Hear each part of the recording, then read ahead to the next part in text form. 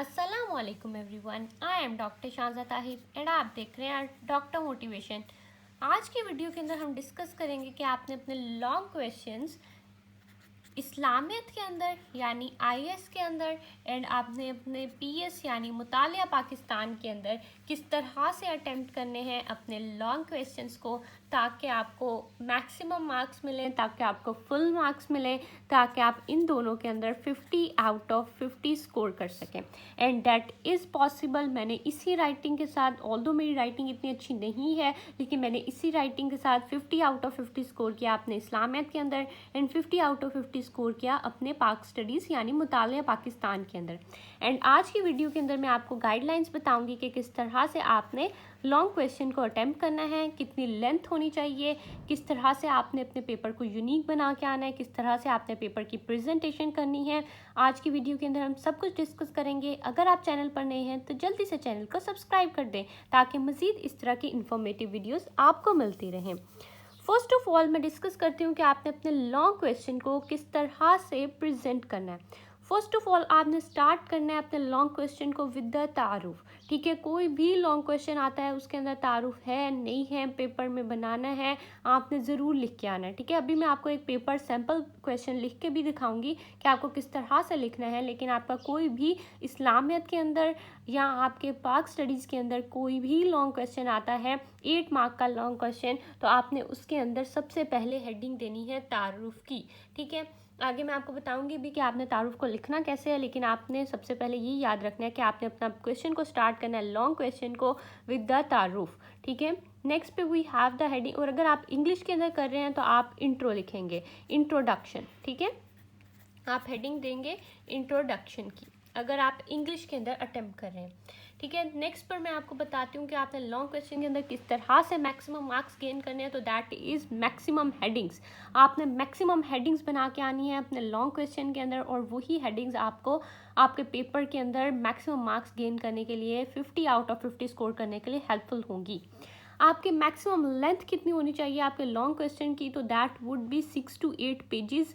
आपका minimum 6 pages और maximum 8 pages होनी चाहिए आपके लॉन्ग क्वेश्चन की लेंथ, तभी आपको 8 आउट ऑफ 8 मिलेंगे आपके लॉन्ग क्वेश्चन के अंदर और आपके फुल मार्क्स आएंगे। अदरवाइज़ आपके मार्क्स नहीं आएंगे अगर आप छोटा लॉन्ग क्वेश्चन लिख के आते हैं। आपने अपने लॉन्ग क्वेश्चन की हर हेडिंग के अंदर कोई ना कोई आयात, कोई तर्जुमा, जिस तरह के इस्लामियत के अंदर आपको कोई अरबी की आयात आती हैं, आपको कोई तर्जुमा आता है, कोई शेर आता है, कोई भी हवाला जात हैं, तो आपने उसको ज़रूर प्रोमिनेंट करके अपनी हेडिंग के अंदर लिख के आना है। ठीक है, जैसे कि मैंने आपको बताया कि आपका 6 to 8 पेजेस का आपका लॉन्ग क्वेश्चन होना चाहिए, तो हर पेज के ऊपर मिनिमम भी आपकी एक आयात, तर्जुमा, शेर या हवाला जात ज़रूर होना चाहिए, ताकि आपका वो पेज प्यारा लगे और आपका पेज थोड़ा सा प्रोमिनेंट हो। ठीक है, तो आपने ट्राई करना है कि एटलीस्ट आप हर पेज पे एक हवाला जात ज़रूर लिख के आएंगे। नेक्स्ट में आपने अपने क्वेश्चन को एंड किस तरह से करना है। आपने एंडिंग, जिस तरह से हमने फर्स्ट हेडिंग दी थी तारुफ की यानी इंट्रोडक्शन की, तो आपने लास्ट में हेडिंग देनी है या तो नतीजा की, या तो इख्तिताम की, या तो महासल की आपके हेडिंग देनी है। और जो लोग इंग्लिश में कर रहे हैं तो उन्होंने हेडिंग देनी है कंक्लूजन की। ठीक है, इस तरह से आपने अपने क्वेश्चन को, लॉन्ग क्वेश्चन को अटेम्प्ट करना है। अब मैं आपको लिखा हुआ लॉन्ग क्वेश्चन दिखाती हूँ कि आपको किस तरह से अटेम्प्ट करना है अपने इस्लामियत और पाक स्टडीज़ के अंदर लॉन्ग क्वेश्चन को। मैं आपको दिखा रही हूँ। सबसे पहले आपने अपने दोनों पेजेस की साइड में मार्जिन लाइन लगानी है, और आपकी मार्जिन लाइन इतनी मोटी नहीं होनी चाहिए कि आपका आधा आधा पेज कवर हो जाए और आपके चेकर को लगे कि आपने पेज भरने के लिए मार्जिन लाइंस लगाई हुई है। आपने जैसे अपने पेपर को प्रेजेंटेबल बनाने के लिए मार्जिन लाइंस लगानी है, तो आपके एक फिंगर की मार्जिन लाइन इधर होनी चाहिए और एक ही फिंगर की मार्जिन लाइन इधर होनी चाहिए। नेक्स्ट पर आपने सबसे पहले हिस्सा 2 की हेडिंग देनी है, क्योंकि आपका लॉन्ग क्वेश्चन स्टार्ट हो रहा है तो हिस्सा 2 होता है। देन आपने ये भी हेडिंग देनी है कि कोई से 2 सवालात के जवाब दिए। देन आपको 3 लॉन्ग क्वेश्चन आते होते हैं जिसमें से आपने 2 अटैम्प्ट करने होते हैं। यही आपके इस्लामियत में भी फॉलो होता है पेपर पैटर्न, और यही पेपर पैटर्न आपके मुतालिया पाकिस्तान यानी पाक स्टडीज़ में भी फॉलो होता है। अब आपने जो क्वेश्चन अटैम्प्ट करना है आपने उसका सवाल नंबर 4, ठीक है, आपने सवाल नंबर 4 लिख दिया। देन अब मेरे पास क्वेश्चन आया हुआ था सर सैयद अहमद खान की तलीमी खिदमात पर नोट लिखें। अब मैंने जस्ट उसके मेन पॉइंट्स को उठाया है, सर सैयद अहमद खान की तलीमी खिदमात, ठीक है, और मैंने उसको क्वेश्चन को बस बंद कर दिया। अब मैंने नेक्स्ट पर स्टार्ट किया अपना जवाब की हेडिंग देके, और फर्स्ट हेडिंग मैंने दी है तारुफ की। जैसे कि मैं आपको पहले भी बता चुकी हूँ कि आपने तारुफ या इंट्रोडक्शन से अपनी पेपर का आगाज़ करना है फॉर द लॉन्ग क्वेश्चन। आपने इस तरह से अपने लॉन्ग क्वेश्चन को स्टार्ट करना है। कोई भी 3-4 लाइंस, आपने एक पैराग्राफ मिनिमम, आपने 5-6 लाइंस का पैराग्राफ बनाना है फॉर द तारुफ। और कोई इंपॉर्टेंट पॉइंट आता है तो आपने उसको हाईलाइट करना है इस तरह से। देन आपने लिखना है इकबाल ने क्या खूब कहा। अगर आपको शायर का नाम पता है तो आप नाम ज़रूर लिखेंगे। जैसे कि इकबाल का ये शेर है तो मैंने लिखा है इकबाल ने क्या खूब कहा है। अगर आपको नाम नहीं पता तो आप ये लिख सकते हैं शायर ने क्या खूब कहा है। अगर आपको वो भी नहीं लिखना तो आप ये लिख सकते हैं बकौल शायर। ठीक है, तो आपका वो बहुत प्रेजेंटेबल लगेगा और ये आपने ज़रूर लिखना है।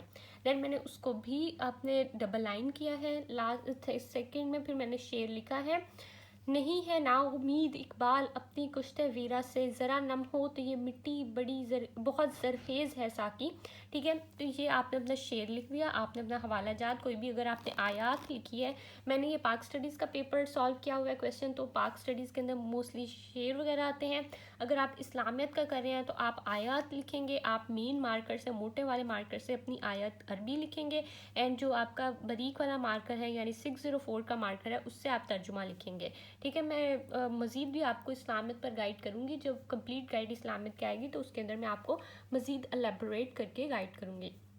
नेक्स्ट पर मैंने अपनी हेडिंग दी है मदरसा मुरादाबाद। ठीक है, मैंने उसके बारे में लिखा है, उसकी डेट को मैंने प्रोमिनेंट किया है, वो किस बारे में था मैंने वो लिखा है। ठीक है, अब उसके बाद हमने अगली हेडिंग दी है विक्टोरिया स्कूल का क्याम। अब इसमें भी मैंने अपनी जो मेन डेट थी मैंने उसको हाईलाइट किया है। अब इसके अंदर भी मैंने इकबाल का शेर लिखा है। ठीक है, आप इस तरह से कोई भी हवालाजात लिखेंगे। फिर हमने साइंटिफिक सोसाइटी की दी है, उसकी डेट को मेंशन किया है। अलीगढ़ इंस्टीट्यूट की दी है। ठीक है, उसके अंदर भी मैंने अपने किया है। देन मैंने सफ़र इंग्लिस्तान जो था उसके अंदर भी अपनी डेट्स को, इंपॉर्टेंट पॉइंट्स को हाईलाइट किया है। तो इसी तरह से आपने हाईलाइट करते जाना है अपने पॉइंट्स को। ठीक है, आपने इसी तरह से हवाला जात को लिखना है, इसी तरह से आपने अपनी हेडिंग्स को देते जाना है। ठीक है, और अपने हवाला जात को लिखते जाना है। शायर ने क्या खूब कहा, अब यहाँ मुझे शायर का नाम नहीं पता था तो मैंने लिखा है शायर ने क्या खूब कहा है। जहाँ मुझे नाम पता था तो वहाँ मैंने इकबाल का नाम लिखा था। ठीक है, उसके बाद आपका आ जाता है MAU कॉलेज का क्याम। मैंने डेट्स को मेंशन किया हुआ है।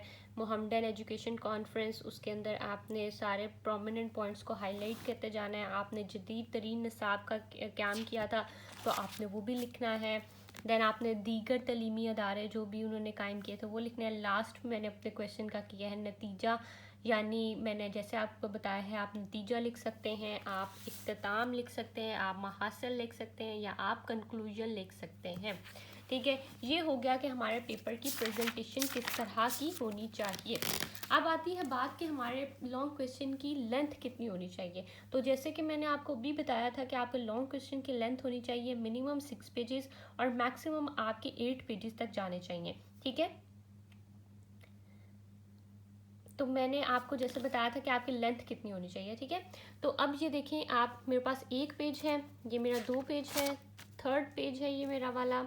ठीक है, ये हमारा 4th पेज है और ये 5th पेज है। ठीक है, तो मेरा 5 पेजेस पे इसलिए आया है क्योंकि मैंने लिखा है नैरो लाइन रजिस्टर पर। ठीक है, मेरे पास जो ब्रॉड लाइन रजिस्टर था वो भी अवेलेबल नहीं था तो मैंने लिखा है नैरो लाइन पर। अगर इसी क्वेश्चन को आप ब्रॉड लाइन पेजेस पर लिखते हैं यानी वो उर्दू वाले पेजेस पर लिखते हैं तो वो आपका ऑटोमेटिकली क्वेश्चन जो है वो आपका 6 to 7 पेजेस पर चला जाएगा। ठीक है, तो आपने इसी तरह से अटेम्प्ट करना है। मैं एक बार आपको फिर से दिखा देती हूँ आपने अपने क्वेश्चन की किस तरह से रिप्रेजेंटेशन करनी है, क्योंकि शॉर्ट क्वेश्चंस में MCQs में हर कोई मार्क्स ले लेता है लेकिन लॉन्ग क्वेश्चन में मार्क्स लेना मुश्किल होते हैं। एंड आपने किस तरह से अपने लॉन्ग क्वेश्चन में फुल मार्क्स गेन करने हैं, आप स्क्रीनशॉट ले सकते हैं। आपने ज़रूर देखना है, आपने ज़रूर फोकस करना है कि आपने किस तरह से अपने लॉन्ग क्वेश्चन को अटेम्प्ट करना है। That is all from my side. अगर आपकी कोई रिक्वेस्ट हो, आप किसी और क्वेश्चन पर चाहते हो कि मैं आपको गाइडलाइन वीडियो बना के दूं तो आप मुझे कमेंट डाउन कर सकते हैं। That is all from my side. Thank you so much.